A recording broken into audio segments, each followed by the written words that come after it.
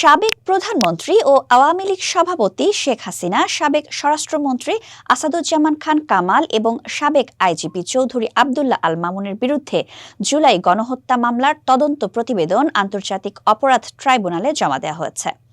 সোমবার সকালে তদন্ত সংস্থার সমন্বয়ক ও তদন্ত কর্মকর্তা সহ ৩ জন চিফ প্রসিকিউটর তাজুল ইসলামের কাছে এই প্রতিবেদন হস্তান্তর করেন। তদন্ত সংস্থা জানিয়েছে, তদন্তে শেখ হাসিনার বিরুদ্ধে জুলাই গণহত্যার নির্দেশ দেওয়ার প্রমাণ পাওয়া গেছে। জুলাই গণহত্যায় শেখ হাসিনার বিরুদ্ধে এটি প্রথম তদন্ত প্রতিবেদন।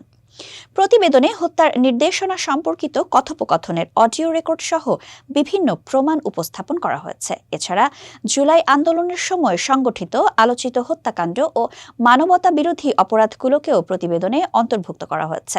এর আগে ট্রাইব্যুনালে চিফ প্রসিকিউটর মোহাম্মদ তাজুল ইসলাম জানিয়েছিলেন, তদন্ত দল শেখ হাসিনার বিরুদ্ধে বিপুল পরিমাণ প্রমাণ সংগ্রহ করেছে। নিয়ম অনুযায়ী প্রতিবেদন জমা দেওয়ার পর প্রসিকিউশন পক্ষ এটি পর্যালোচনা করে আনুষ্ঠানিকভাবে অভিযোগপত্র দাখিল করবে। এরপর আদালত অভিযোগ গঠন করলে বিচার প্রক্রিয়া শুরু হবে।